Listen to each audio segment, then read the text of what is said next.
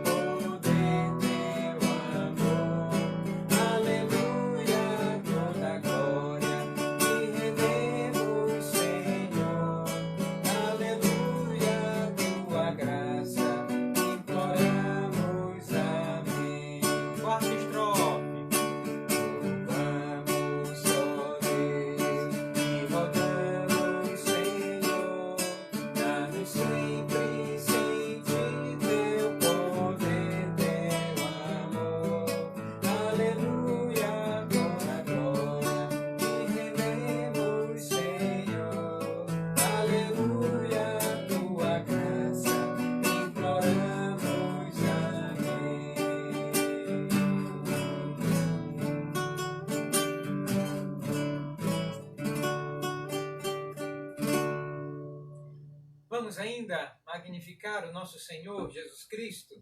Vamos cantar Hoje é Tempo de Louvar a Deus. E vamos rememorar, né, isto, que não há nenhum momento em nossa vida que nós não devemos cantar ao Senhor e bendizer a Ele, né, pelo amor e pela graça e pela misericórdia que tem se derramada sobre as nossas vidas. Vamos cantar todos juntos?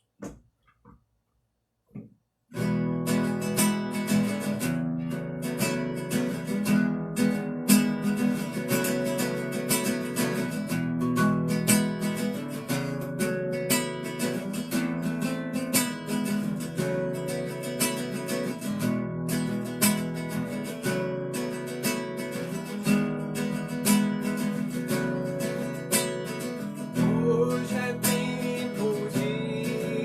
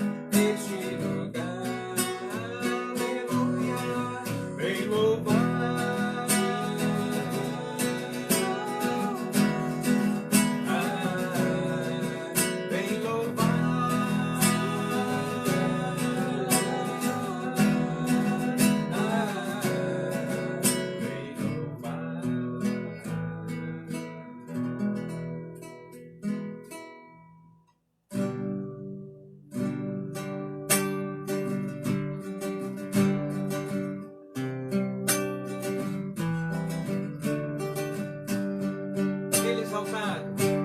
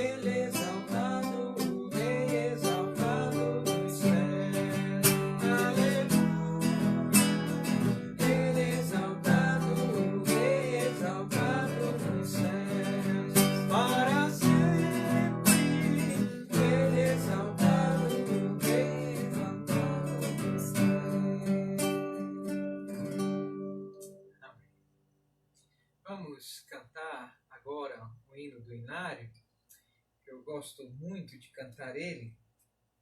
É o hino de número 117.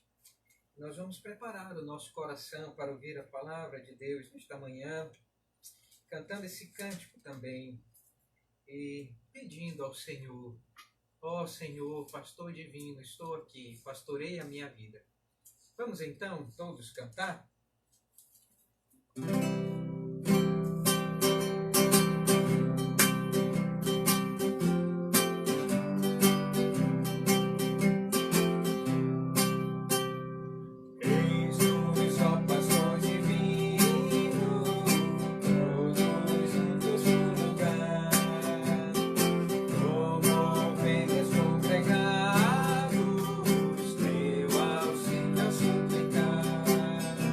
És presente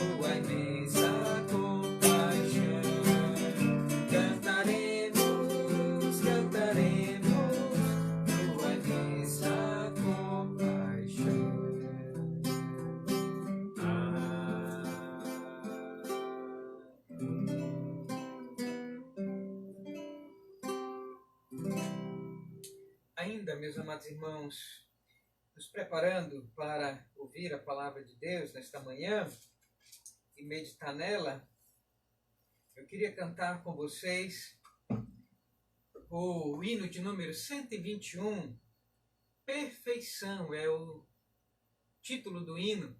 Vamos cantar todos juntos?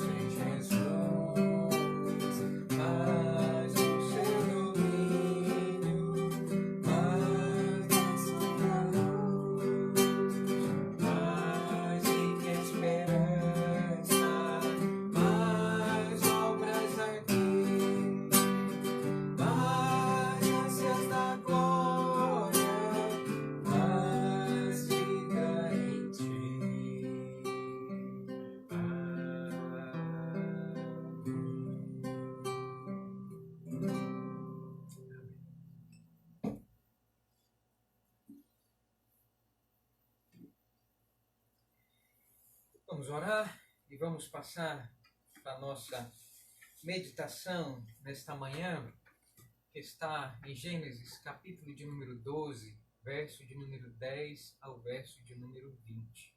Vamos abrir a palavra de Deus para lá, e enquanto isso nós vamos orar.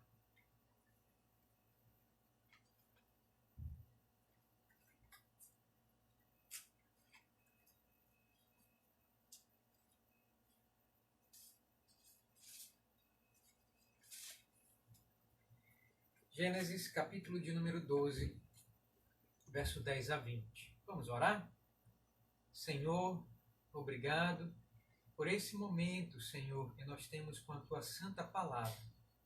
Pedimos ao Senhor que nos oriente, que nos abençoe, que nos admoeste, que o Senhor nos ensine uma grande lição da Tua parte e que o Teu Espírito, Senhor, agora nos guie em tudo que devemos, ó Deus, colocar a nossa atenção neste momento.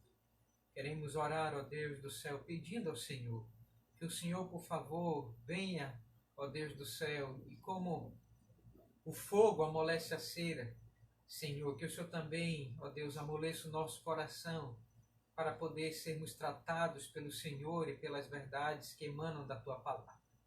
Que o Senhor, por favor, fique conosco, que nos abençoe, Senhor, e nos assista, no nome de Jesus. Amém.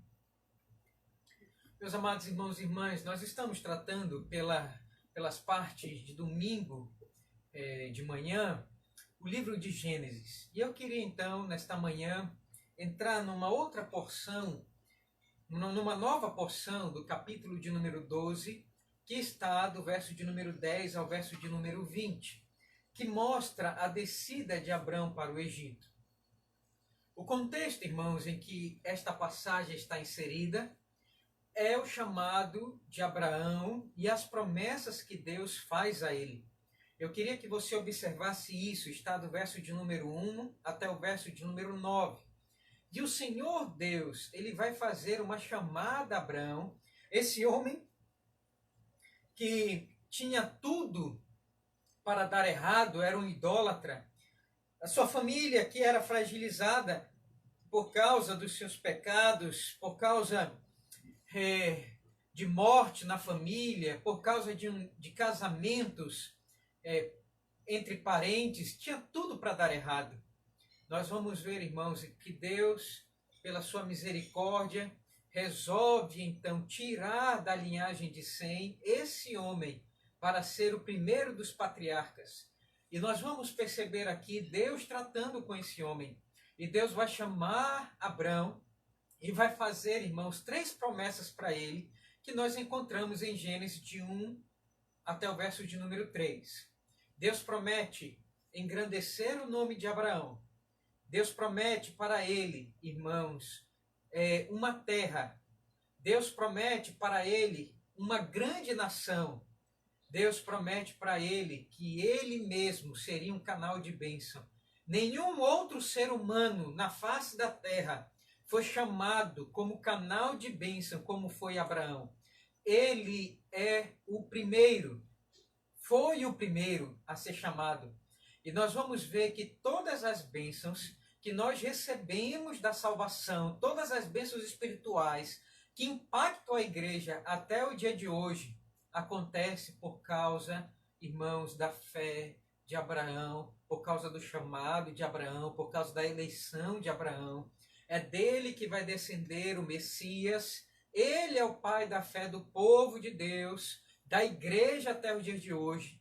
E todos aqueles que creem como Abraão viveu pela fé, são filhos de Deus, são chamados filhos de Deus, creem no Messias, creem que Cristo é o Salvador, que vem da linhagem de Abraão, e todos estes fazem parte da grande nação que Deus disse que daria a Abraão. Nós somos israelitas, não na carne, mas nós somos, meus amados irmãos, filhos de Abraão pela fé. E eu queria então que você observasse isso. Deus está mostrando isso aqui para a gente no capítulo de número 12. Ele está tratando com Abraão, está abençoando Abraão, e ele está, meus amados irmãos, guiando Abraão nos seus passos de fé, na sua caminhada de fé. Eu queria que você observasse que Abraão, ele foi chamado, conforme o versículo de número 4, do capítulo de número 12, esse homem, irmãos, ele foi chamado com 75 anos de idade. Abraão já estava numa idade, irmãos, avançada, 75 anos para os nossos dias. E esse homem, meus amados irmãos, ele inicia na escola da fé. Ele inicia, meus amados irmãos, recebendo algumas provas de Deus. E agora, a partir do verso de número 10, irmãos, nós vamos ver então Deus, ele aplicando provas para Abraão. Na escola da fé, que todos nós estamos vivendo, nós vamos receber provas na nossa caminhada cristã, na nossa vida escolar com Deus. Deus, ele vai nos avaliar. E ele vai, meus amados irmãos, nos mostrar onde nós estamos errando e onde nós podemos melhorar. Percebam que todas as histórias bíblicas, elas têm um pano de fundo espiritual. Aqui não é diferente. Deus, ele está tratando com Abraão. E ele, irmãos, está mostrando aqui um ponto espiritual na vida, na caminhada de fé de Abraão. Isso também traz impacto para a vida de todos aqueles que querem andar nas pisadas do pai da fé, que é Abraão. E eu queria que você observasse isso nesta manhã. Queria que você observasse que Deus, ele está avaliando a nossa vida cristã à medida que nós vamos caminhando com ele. Depois que você foi chamado, recebeu um chamado de Deus, e todo verdadeiro crente ouve a voz de Deus falar no seu coração, nós observamos, irmãos, então, que Deus, ele vai fazer avaliações conosco, avaliações espirituais. E ele vai aqui no texto de Gênesis, capítulo de número 12, verso 10 ao verso de número 20, com a descida de Abraão ao Egito, ele vai então fazer esta primeira avaliação com Abraão na sua caminhada de fé. O objetivo de Moisés, ao escrever, irmãos, este relato, é mostrar que Deus ele está saindo da teoria para abençoar Abraão na prática. Moisés tinha o objetivo de mostrar ao seu público, ao primeiro público, ele estava escrevendo para os judeus, e os judeus eles estavam saindo do Egito para a terra prometida.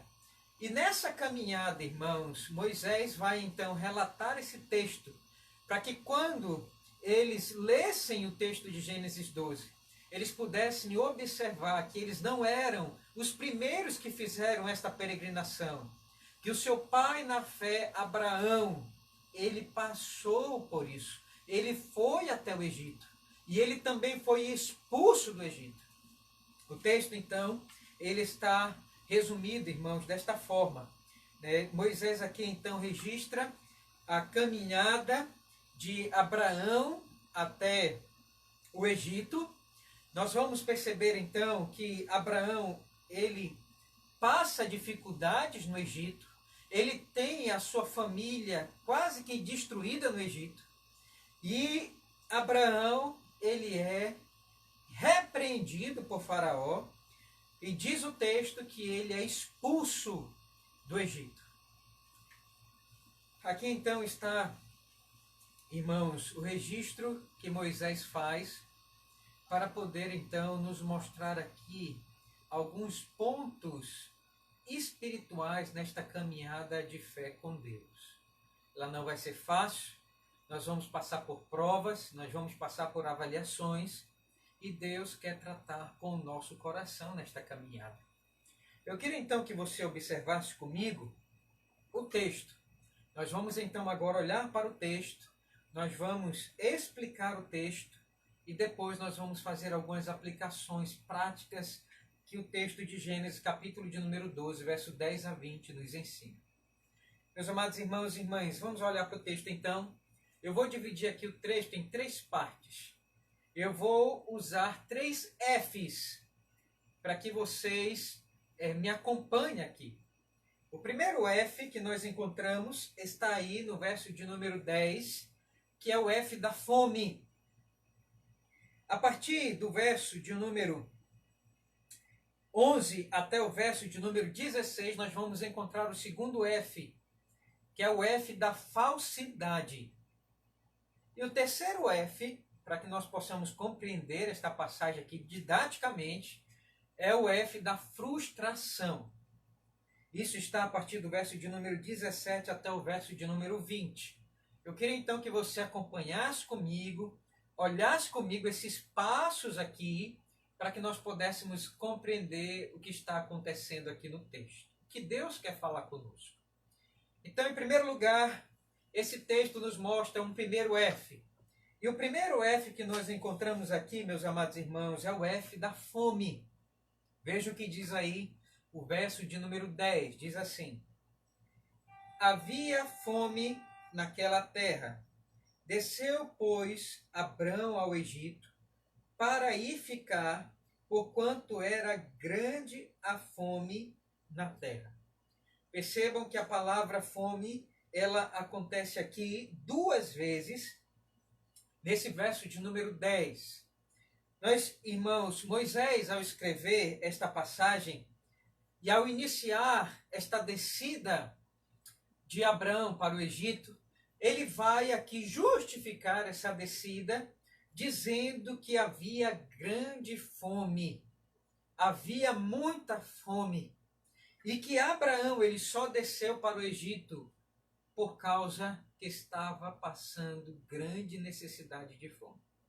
Percebam, meus amados irmãos, que estava com Abraão não somente a sua família, não somente a família de Ló, mas havia várias pessoas que estavam com Abraão. Olhem comigo, por favor, o verso de número 5 do capítulo 12, diz assim: Levou Abraão consigo a Sarai, sua mulher, e a Ló, filho de seu irmão, e todos os bens que haviam adquirido, e as pessoas que lhes acresceram em Harã, partiram para a terra de Canaã e lá chegaram. Olhem, notem só, observem. Abraão aqui, ele tinha um grande número de pessoas e de animais com ele. Percebam, meus amados irmãos, que esse homem, ele começou a ser oprimido pela fome. E ele começou a receber essa pressão psicológica, emocional, de ver sua família e aqueles com quem ele estava com fome. E vai dizer aqui então, Moisés, que ele resolveu descer do Neguebe, onde ele estava, para o Egito. A região, irmãos, onde Abraão estava, era o sul da Palestina, a região do Neguebe. Os rios, as torrentes de Neguebe, elas são sazonais. Quando havia chuva, havia então torrentes que irrigava por onde as torrentes do Negueb irrigava a terra por onde ela passava. As águas da chuva vinham das montanhas e formavam torrentes e formavam pequenos rios, são as torrentes do Negueb. E essa região é a região sul da Palestina, de Canaã, e ficava próximo da fronteira do Egito. Mais ou menos, irmãos, mais ou menos uns 500, não é tão perto, 587 quilômetros. E Abraão, então, ele resolve descer do Negueb para o Egito. No Egito, irmãos, não havia fome, porque ali havia um rio, o rio Nilo. E o rio Nilo, ele, por onde passava, gerava vida. E aquele rio, irmãos, era endeusado no Egito, porque ele trazia vida para o seu povo.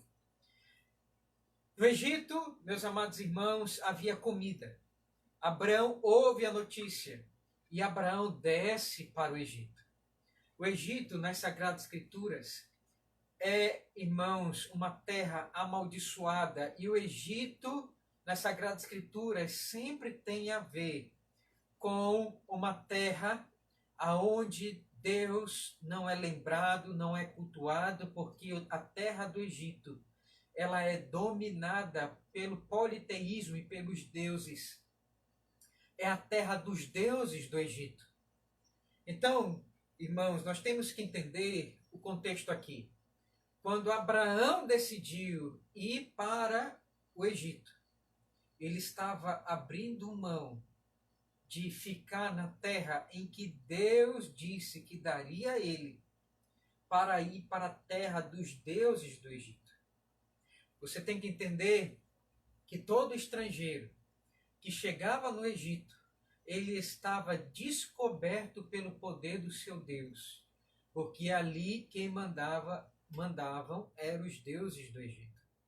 Percebam aqui, meus amados irmãos, então, o contexto pelo qual Abraão, ele vai sentir medo e vai sentir terror no seu coração ao chegar próximo da entrada do Egito. Abraão pega as suas coisas, vai dizer aqui, pega o seu pessoal. A fome era maior do que o medo. A fome era maior do que deixar Deus. A fome era maior do que deixar o altar de Deus no Negueb. Abraão, então, segue para o Egito. E aí nós vamos, irmãos, encontrar aqui o segundo F. Olhem comigo, por favor, o segundo F, que é o F da falsidade. Está aí a partir do verso de número 11. Vamos ler? Diz assim: Quando se aproximava do Egito, quase ao entrar, disse a Sarai, sua mulher: Ora, bem sei que és mulher de formosa aparência. E os egípcios, quando te virem, vão dizer: é a mulher dele, e me matarão, deixando-te com vida.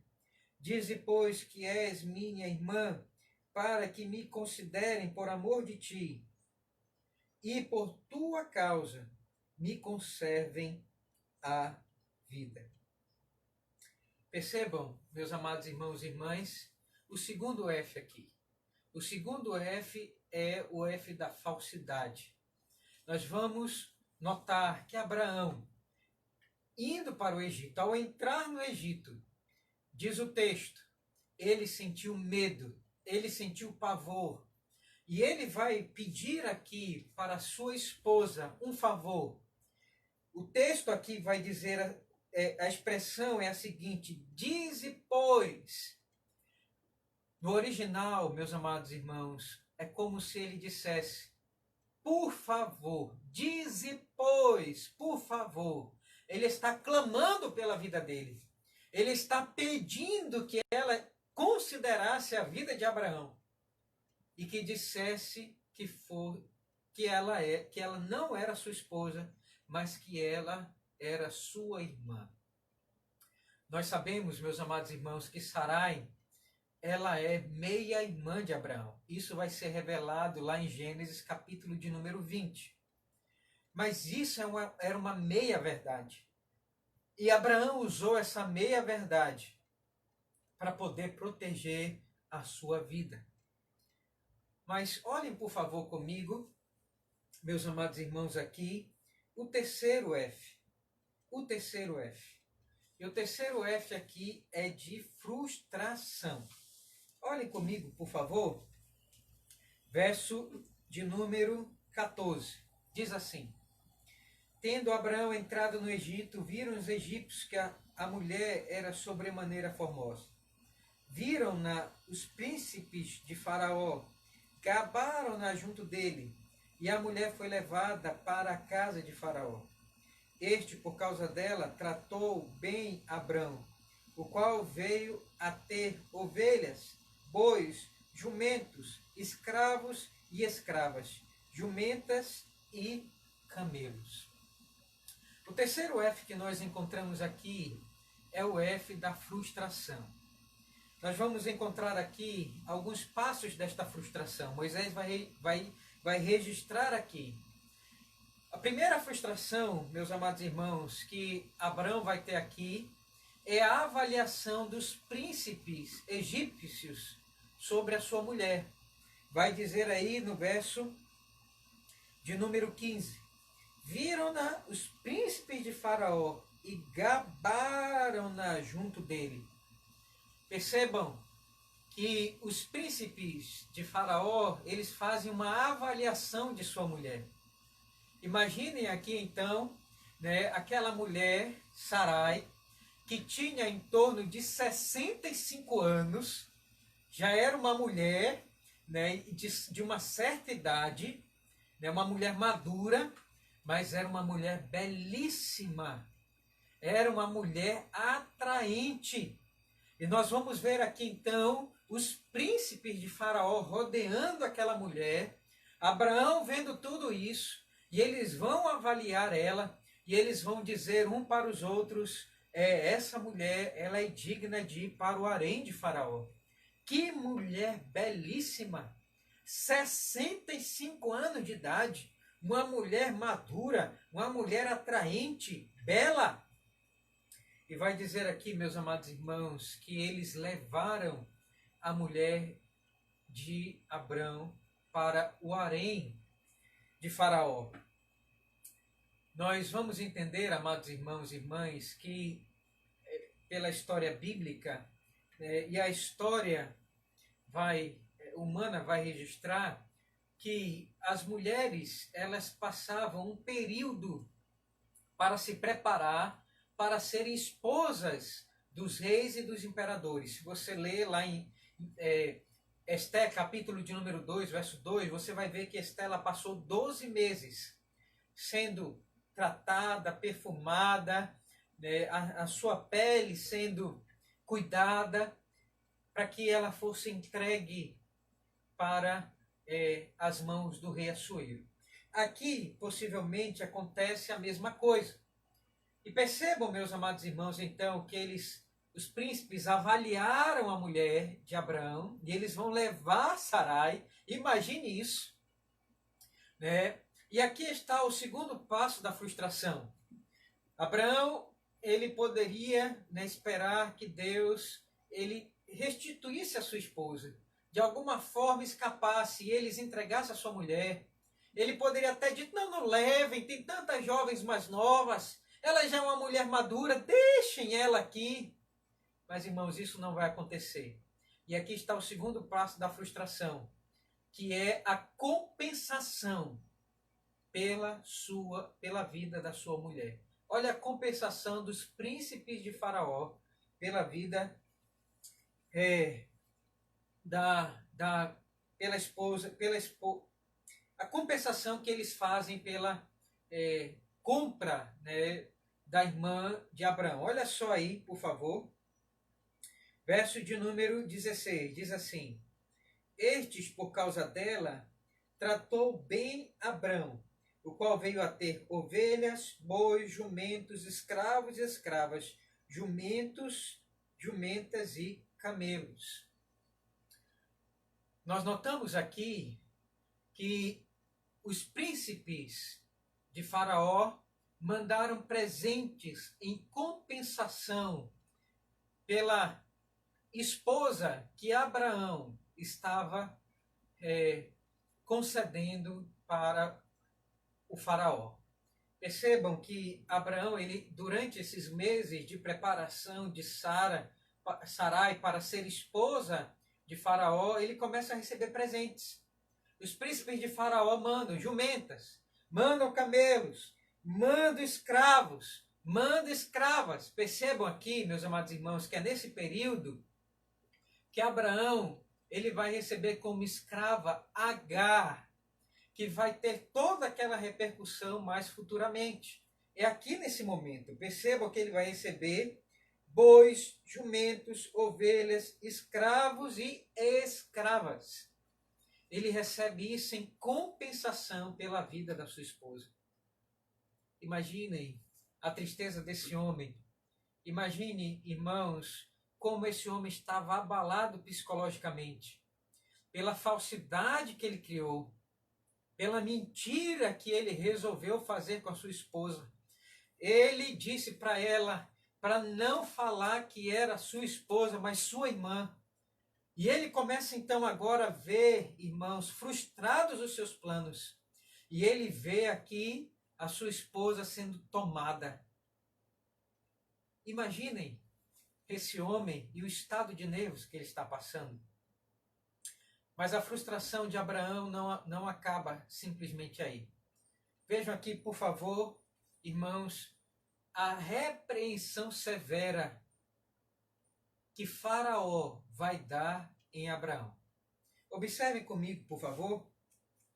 Verso de número 17 diz assim: Porém, o Senhor puniu Faraó e a sua casa com grandes pragas, por causa de Sarai, mulher de Abrão. Chamou, pois, Faraó Abrão e lhe disse: Que é isso que me fizeste? Por que não me disseste que era ela tua mulher? E me disseste ser tua irmã, por isso a tomei para ser minha mulher. Percebam aqui, meus amados irmãos, em terceiro lugar, nessa frustração, depois da avaliação, depois da compensação, vejam aqui a repreensão que Abraão vai receber. Por causa da sua falsidade, por causa da sua mentira deslavada. O que Abraão tinha em mente? O que Abraão estava pensando em fazer com a sua vida, com a sua família? Abraão aqui foi um tolo. Abraão aqui não colocou a sua vida e colocou a família a família da aliança em risco. Percebam, meus amados irmãos, que a partir do verso de número 17, Deus agora vai intervir. Percebam que Deus, de maneira alguma, aqui fala com Abraão, desde que ele saiu do Neguebe. Deus não fala com Abraão. Não foi Deus que mandou Abraão sair do Neguebe. Não foi Deus que mandou ele mentir. Não foi Deus, meus amados irmãos, que deu compensação nenhuma a Abraão. Tudo isso aqui, meus amados irmãos, foi por causa da desobediência de Abraão, da mentira de Abraão. E nós vamos perceber aqui que Deus ele vai intervir. Por que Deus vai intervir? Porque Deus fez uma promessa que de Abraão ele traria uma grande nação, um povo que seria chamado pelo seu nome. E nós vamos ver aqui que Sarai, ela seria defraudada. E como é que Deus cumpriria a sua promessa se a família da aliança ela fosse defraudada? Se ela fosse maculada? Deus então teve que intervir.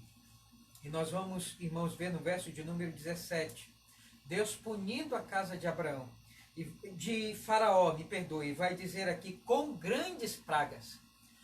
Percebam que a expressão com grandes pragas vai acontecer, irmãos, mais tarde, lá no livro de Êxodo, quando Deus vai punir os egípcios e os deuses egípcios com grandes pragas. Aqui é uma pequena, mas muito pálida imagem futura daquilo que vai acontecer com o Egito, com o povo do Egito e com Faraó.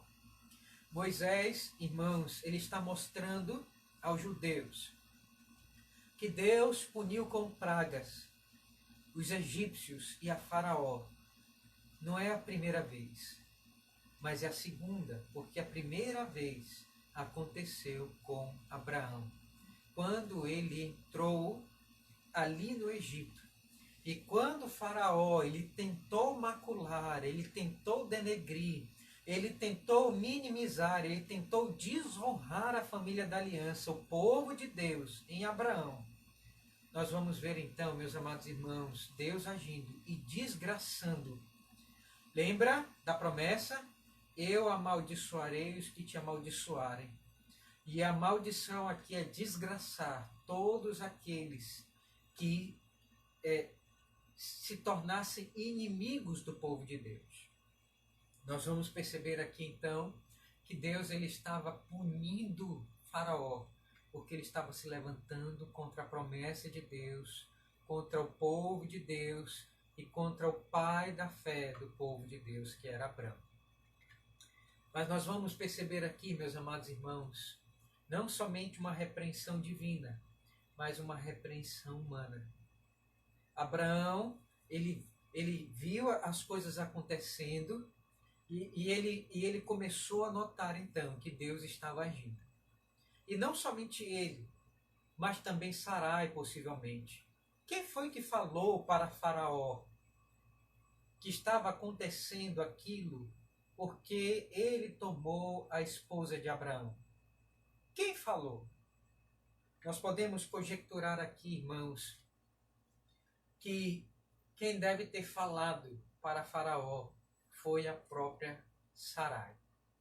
Percebam que lá em Gênesis capítulo de número 20, Deus ele vai se revelar em sonho a Abimeleque, vai dizer para ele não tomar a esposa de Abraão em sonho. Aqui não vamos ter esse relato. Moisés não diz como Faraó soube, mas possivelmente Faraó soube pela própria boca de Sarai. Quando viu aquelas coisas acontecerem, possivelmente foi ela que abriu o jogo. Ela não aguentou. Próxima de casar com Faraó, sendo levada para o altar e acontecendo aquelas pragas, então ela toma coragem e descumpre a sua palavra com Abraão. E ela revela que não era simplesmente irmã de Abraão, mas era sua esposa. E vejam só aqui a repreensão, irmãos, que Faraó vai dar a Abraão. Diz assim, verso de número 18. Chamou, pois, Faraó Abraão e lhe disse, que é isto que me fizeste?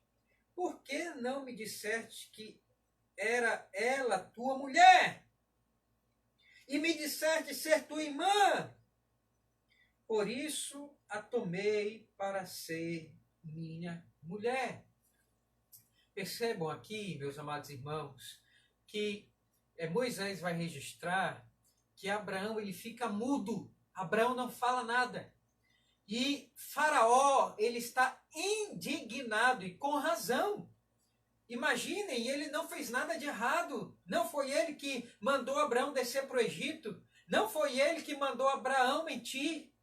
Ele fez tudo correto. Ele pensava que aquela mulher era livre, desquitada. Ela não tinha um casamento. E ele fez tudo certo. E Faraó estava altamente indignado, enraivado. Ele estava encolerizado contra Abraão. Ele vai dizer: por que tu não me disseste a verdade? Percebe, irmãos, que ele vai receber uma repreensão muito dura aqui, pela mentira, pela falsidade que ele fez. E vai encerrar aqui, irmãos, a frustração. Em quarto lugar, a frustração de Abraão vai ser grande, porque agora, além da avaliação, da compensação, da repreensão, nós vamos ver aqui a expulsão de Abraão do Egito.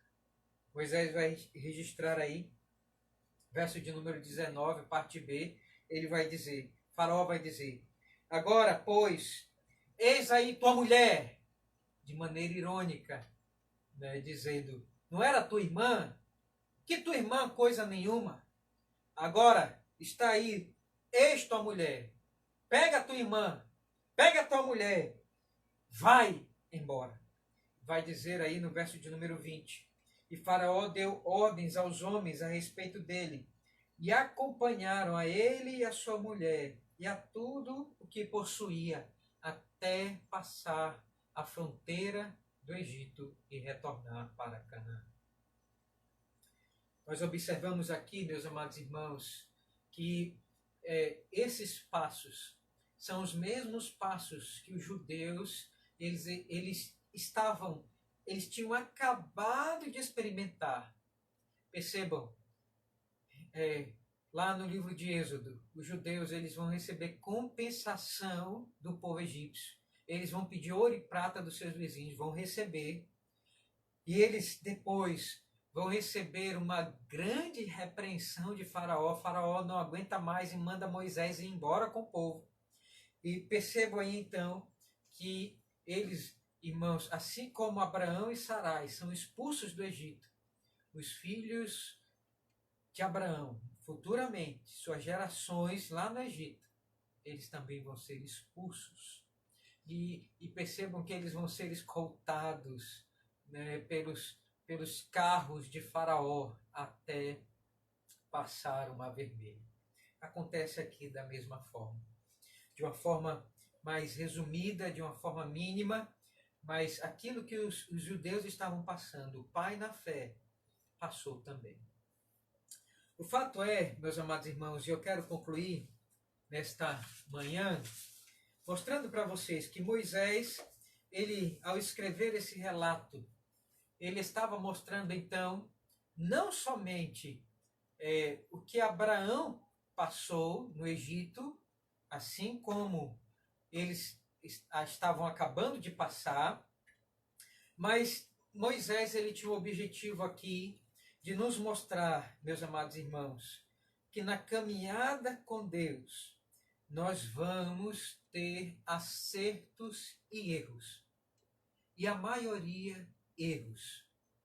Percebam que Moisés ele não vai aqui de maneira alguma, irmãos, pintar de forma colorida o mal e a desobediência e o erro que Abraão fez. Ele vai mostrar para o povo de Deus, porque ele tinha o objetivo de mostrar que o povo de Deus ele não pode caminhar para o mundo, para o Egito que representa o mundo. Os filhos de Deus não podem peregrinar para o Egito e desejar os alhos e as cebolas do Egito. Moisés estava escrevendo para os judeus para que eles entendessem, irmãos, que eles foram expulsos do Egito. Ali não era o lugar do crente habitar. E que se o crente for para lá, e se nós fizermos caminhada para o mundo, e se nós realmente formos de Deus, nós vamos ser expulsos de lá, porque não há ligação entre trevas e luz. Não há. uma hora mais cedo ou mais tarde, se você for realmente um crente genuíno, você vai ser expulso de lá. Uma mostra disso, irmãos, foi o caso de Ló, que foi habitar com a população de Sodoma e Gomorra. Se você for um justo, você vai mais cedo ou mais tarde ser expulso da presença dos ímpios. Eles não vão aguentar você e você também não vai aguentar viver com eles. Deus, irmãos, está mostrando aqui que Ele tem um lugar para os crentes estarem. Deus prometeu a Abraão uma terra. Deus prometeu a Abraão uma grande nação. Deus prometeu a Abraão uma bênção. E Abraão não ouviu a Deus de maneira alguma. Não ouviu a Deus, não consultou a Deus. A fome fez pressão para que ele fosse para o Egito. E agora Deus está mostrando para ele: eu tenho uma terra para você. Confie em mim. Eu sou a sua manutenção. Confie em mim. E Deus está então expulsando ele do Egito, para que ele retorne para o Negueb, para que ele retorne para o altar de Deus, para onde ele fez um pacto com Deus, para que ele entenda que quem vai sustentar a sua vida é o próprio Deus e não o Egito.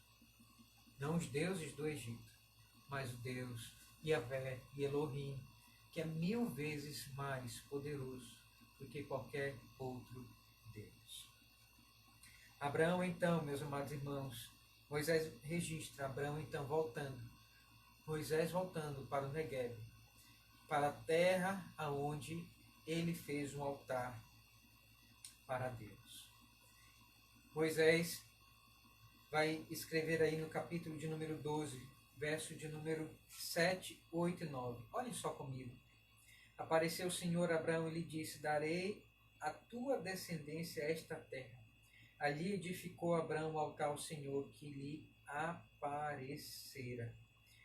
Passando dali para o monte ao oriente de Betel, armou a sua tenda. Ficou em Betel ao ocidente, Ai ao oriente. Ali edificou um altar ao Senhor e invocou o nome do Senhor. Depois seguiu Abraão dali, indo sempre para o Negueb. Abraão agora, depois de expulso do Egito, ele volta para a terra onde Deus apareceu para ele. Ele volta para o Negueb. Meus amados irmãos e irmãs, o que nós aprendemos aqui com esse texto? Porque Moisés ele registrou para nós Gênesis capítulo de número 10, capítulo de número 12, verso 10 a 20. O que esse texto tem a nos ensinar? Eu queria mostrar para vocês aqui algumas lições práticas para o nosso coração. Em primeiro lugar, na vida cristã, nós aprendemos que não podemos canonizar ninguém. Abraão vai nos ensinar, irmãos, essa lição. Nós não podemos olhar para o pai da fé, o patriarca Abraão, e canonizar ele. Os judeus não podiam canonizar ele como eles fizeram. Existe, irmãos, um ditado que diz que todo santo tem os pés de barro. E nós devemos aprender que na vida cristã nós não podemos estabelecer ninguém como uma pessoa santa, que não vai ter erros, que não vai pecar. Há pessoas que dizem o seguinte de algumas pessoas, canonizando algumas pessoas, essa pessoa na terra e Deus no céu. Nunca faça isso. Pelo amor de Deus, nunca faça isso. Irmãos, Moisés ensina que Abraão, pai da fé, foi um homem cheio de erros e que ele recebeu dignamente uma repreensão severa de um ímpio, porque ele mentiu, ele foi falso, ele fez um plano com a sua mulher para mentir. Irmãos, isso é feio e feio demais. Isso é digno de repreensão. E nós temos que entender, meus amados irmãos, que na vida cristã nós não podemos canonizar ninguém. Não canonize os seus pais, não canonize os seus mestres, não canonize o seu pastor, não canonize ninguém, porque todo santo tem os pés de barro. Nunca diga, é o meu esposo na terra e Deus no céu. Nunca diga isso. Porque as pessoas, elas nos frustram.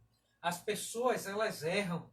As pessoas, elas vão nos dar mau testemunho. Só há uma pessoa que nós devemos, irmãos, nesta vida imitar. E a única pessoa que nós devemos imitar nesta vida é o Senhor Jesus Cristo. Ele é o nosso alvo. Abra comigo, por favor, para Efésios, capítulo de número 5, verso de número 1. O apóstolo Paulo, ele sempre vai escrever: sede, pois, meus imitadores, como eu sou de Cristo. Olhem comigo, por favor, meus amados irmãos, o que o apóstolo Paulo escreve aqui para os crentes, de quem nós devemos, a quem nós devemos imitar. Efésios 5, verso 1 diz assim: sede, pois, imitadores de Deus, como filhos amados, e andai em amor, como também Cristo nos amou e se entregou a si mesmo por nós, como oferta e sacrifício a Deus em aroma suave.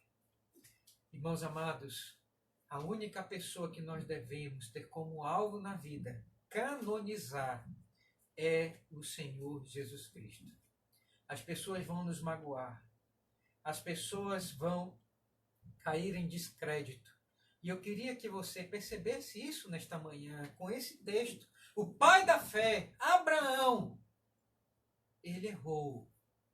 E a Bíblia não esconde isso. E nós devemos entender que todos os seres humanos, eles são passíveis de erro. Até o pai na fé, Abraão, foi passível de erro. E eu queria que nesta manhã você não dissesse jamais que você canoniza, que você consagra, que você sacraliza a pessoa de alguém. Você vai se frustrar e você vai se arrepender e você vai morder a língua. Eu queria que você tivesse só uma pessoa. Quem é que nós devemos ter como alvo de uma pessoa que nunca vai nos enganar, que nunca vai nos entristecer? Quem é aquele que sempre vai nos tornar felizes e alegres de seguir os seus passos? Só existe um, irmãos, no mundo. E este é o Senhor Jesus Cristo. O Senhor Jesus Cristo, no Evangelho de João, vai dizer: está aqui quem é maior do que Abraão. E os judeus, eles pegaram em pedra para apedrejar o Senhor Jesus e tirar a vida do Senhor Jesus, porque para eles o exemplo de Abraão e a vida de Abraão, canonizada de Abraão, era maior do que qualquer outra pessoa na face da terra. O Senhor Jesus Cristo, ele vai nos ensinar essa lição ao nosso coração. Só existe um que nós devemos canonizar. E este um é o Senhor Jesus Cristo. Este é o erro, e meus amados irmãos, dos católicos romanos. Eles canonizam as pessoas. Eles têm os santos como pessoas consagradas. Quando nós, irmãos, olhamos e entendemos que todos têm pé de barro. Não há um que seja santo como o Senhor Jesus Cristo foi. Só há um único que é santo. Só há um que é o único mediador entre Deus e os homens. E esse é o Senhor Jesus Cristo. E nós devemos repousar toda a nossa atenção a Ele. Ele é aquele que nunca vai nos desapontar. Saiba disto. Aprenda isto, por favor. A segunda lição prática que nós aprendemos, irmãos, neste texto de Gênesis capítulo 12, verso 10 a 20, em segundo lugar, Eu queria dizer para você aqui nesta manhã, na vida cristã, não podemos aceitar a falsidade como meio de vida. Percebam, amados irmãos, as consequências que gerou para a família de Abraão a falsidade, a mentira. Quando Abraão, ele mentiu, ele foi falso, e todo aquele que segue Abraão nesse sentido vai ter como frutos da sua mentira repreensões severas sobre a sua vida, tanto de Deus quanto dos homens. Porque, meus amados irmãos, existe um ditado que diz que a mentira tem perna curta. E nós sabemos que, acima de tudo, quem é o pai da mentira. E todas as vezes que nós mentimos ou aceitamos uma meia-verdade, nós estamos acendendo uma vela no altar do diabo. Eu quero que você viva uma vida verdadeira, à luz da palavra de Deus. E que você olhe para a palavra de Deus e aprenda que você deve acender uma vela no altar do Deus verdadeiro, daquele que não existe sombra de variação. E nós devemos aprender com o Senhor Jesus Cristo a sermos verdadeiros acima de tudo. Doa o que doer, percamos o que perder. Irmãos amados, o Senhor Jesus, Ele nos chama para sermos filhos da luz e sermos verdadeiros. Então eu queria nessa manhã pedir para você que você aprendesse com a história de Abraão. Nunca acender uma vela no altar do diabo. Porque o diabo é o pai da mentira, é o Deus da mentira. E quando Abraão, ele recebeu essa pressão social no Egito, no mundo, ele mentiu. Mentiu de maneira deslavada, de cara lavada, e ele recebeu uma repreensão de Deus e recebeu uma repreensão dos homens.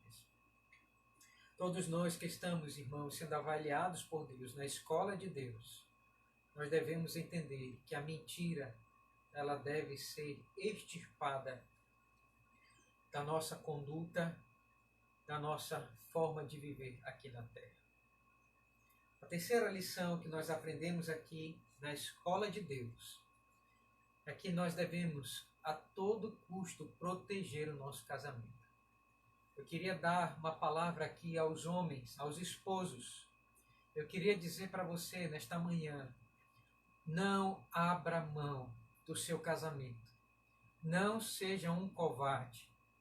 Nós vamos ver aqui que Abraão, para preservar a sua vida, para preservar o seu conforto, ele expôs a sua esposa, ele deu de mão beijada, Sarai, que era uma mulher altamente atraente, uma mulher linda na sua maturidade, 65 anos.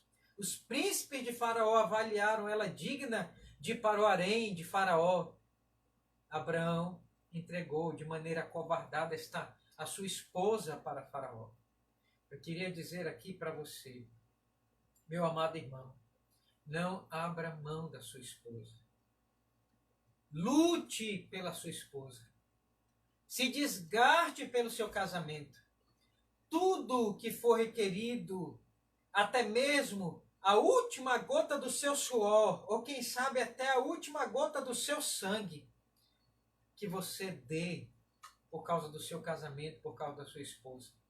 Nós temos visto muitos homens crentes, covardes, muitos homens crentes que zelam mais pelo seu conforto, empurrando as suas esposas para Faraó, empurrando as suas esposas para o mundo, empurrando as suas esposas para o maligno. E vem o seu casamento destruído, vem o seu casamento, vem um divórcio chegar, porque foram homens covardes, homens que não adornaram o seu casamento, não cercaram o seu casamento com cercas de segurança e entregaram as suas esposas de mão beijada para o diabo. Cirandar, para o diabo, irmãos, fazer festa no seu harém. Eu queria, esta manhã, instruir a ter cuidado com a sua esposa, a prestar atenção nas atitudes que você está tendo como marido para preservar ela, para cercar ela. Porque eu queria dizer uma coisa para você. O diabo é aquele que luta dia e noite para destruir o seu casamento.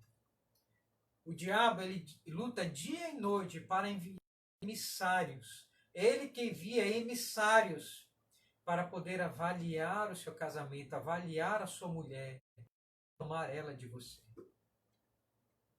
Por isso, eu queria alertar você a tomar toda a precaução nesta manhã.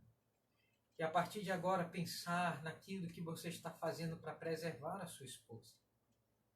Como eu disse para você, todo o suor necessário, todo o esforço financeiro que você puder fazer para preservar a sua esposa, você faça. E todo o suor do rosto, e além disso, toda a última gota de sangue que você puder dar, e eu falo aqui, se for preciso dar a vida por ela, que você dê. Se for preciso dar um pulmão por ela, um rim para ela, um coração para ela, que você dê. Porque assim é que você vai ser um homem honrado diante de Deus, quando você preserva e cuida do seu casamento. Não seja um homem covarde. Não entregue a sua esposa para os príncipes de Faraó. Amém. Quiser lhe mais pelo seu conforto e deixe a sua esposa com a carga pesada, todas as coisas, expondo ela ao risco, ao perigo. Não faça isso. Proteja a sua esposa. Abraão foi covarde. E se não fosse a ação de Deus e o pacto com Deus, de que traria uma descendência messiânica a partir deles, Abraão há muito teria perdido a sua esposa. Pelo seu erro, pela sua mentira, pela sua covardia. Eu queria, meus amados irmãos, em terceiro lugar, dizer que na escola de Deus também não estamos livres de passar por calamidades. Abraão, ele teve uma boa justificativa para descer para o Egito. Uma conveniente justificativa, a fome. E quem passou fome, irmãos, sabe o que a fome é capaz de fazer. E nas Sagradas Escrituras nós lembramos de várias histórias de pessoas que passaram fome e passaram dificuldades e cometeram atrocidades porque estavam com fome. Nas Sagradas Escrituras, a fome, ela significa duas coisas. Em primeiro lugar, pode significar a ira de Deus. A fome, via de regra, é uma calamidade que Deus manda como seu juízo. Mas aqui, meus amados irmãos, nós entendemos que a fome não era juízo de Deus.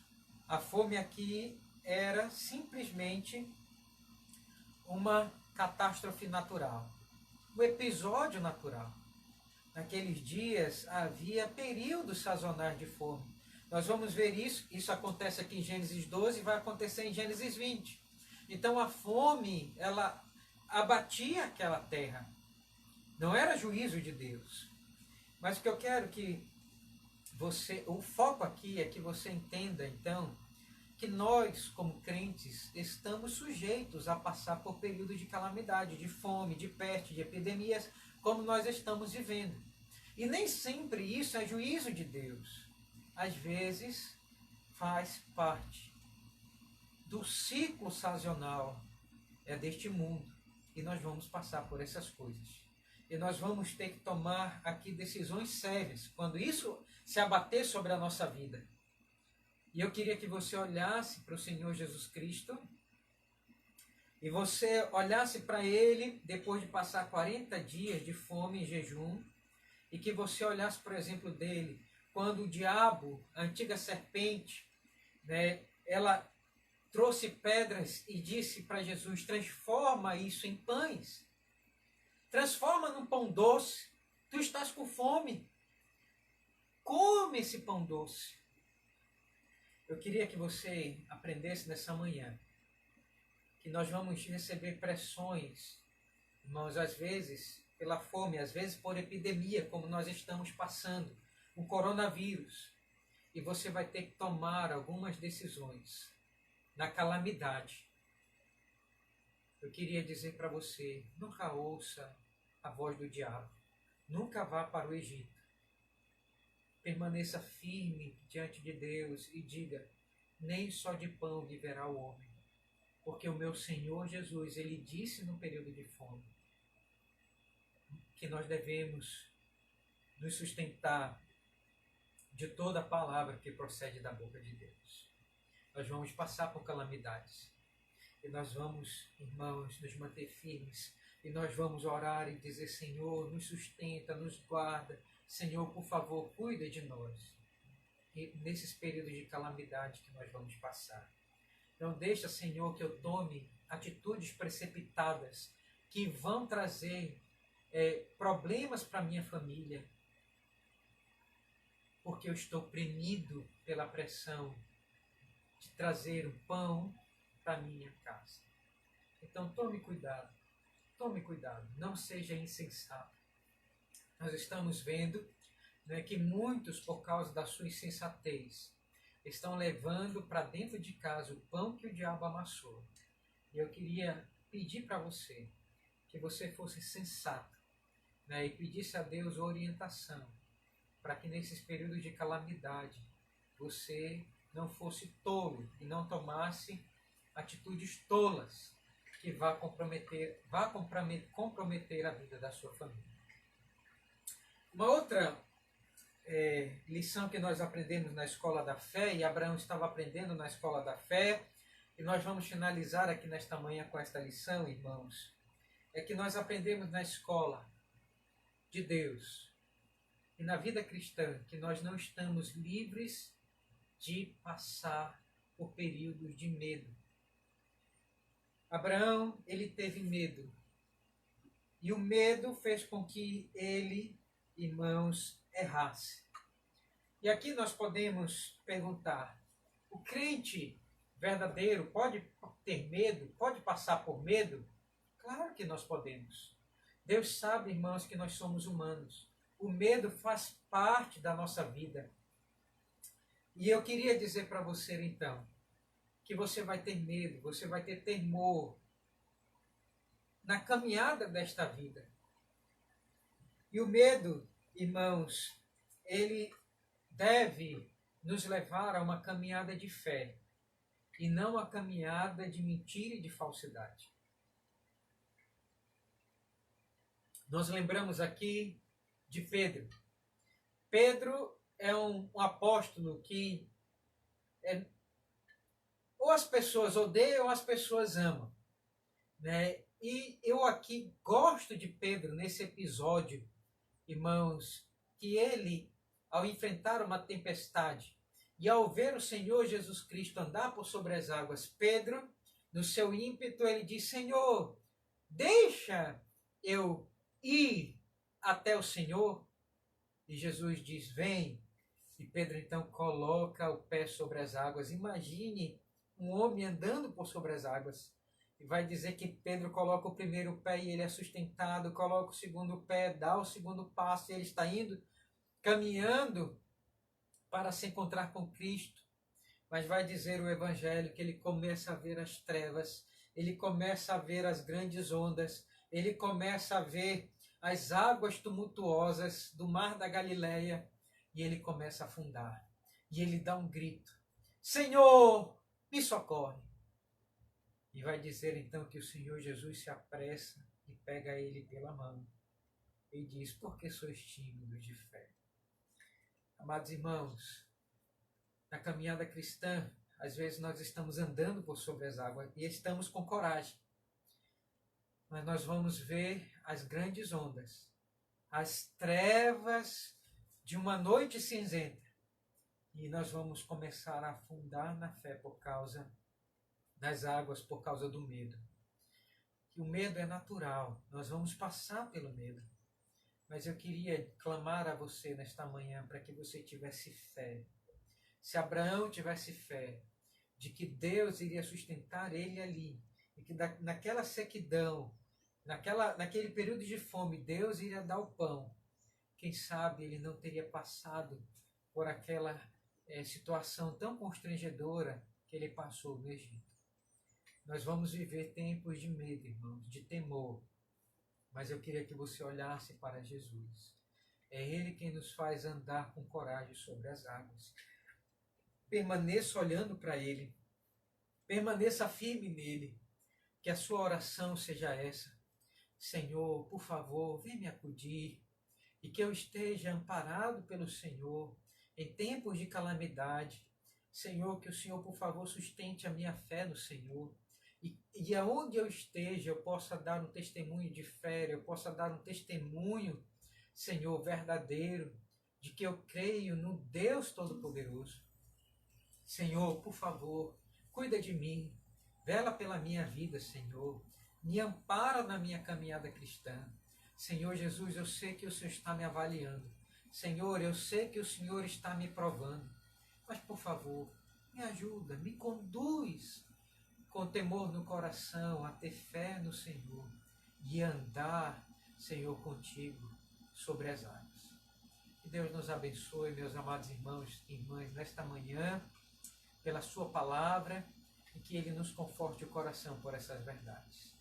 Essa é a nossa oração no nome de Jesus. Vamos orar? Feche os seus olhos, faça uma oração a Deus e peça a Ele forças para andar nos passos de Jesus. Vamos orar.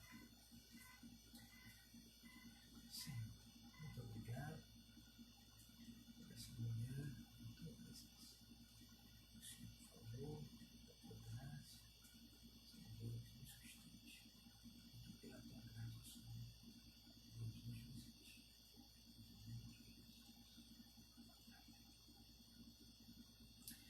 Senhor de toda glória, muito obrigado por mais uma manhã na tua presença, ouvindo a tua palavra e cantando os teus louvores, Senhor. Fica conosco e nos abençoa durante todo esse dia em família. E que logo mais o Senhor também nos dê a graça de nos reunirmos e estarmos com o Senhor para mais uma vez, Senhor Deus, cantarmos os teus louvores e ouvir a tua santa palavra. Cuida do teu povo, vela por nós, no nome de Jesus. Amém. Meus amados irmãos, Deus abençoe a todos. Um bom almoço em família. Nós estaremos aqui logo mais às 18h30 para juntos cultuarmos ao Senhor. Deus abençoe a todos.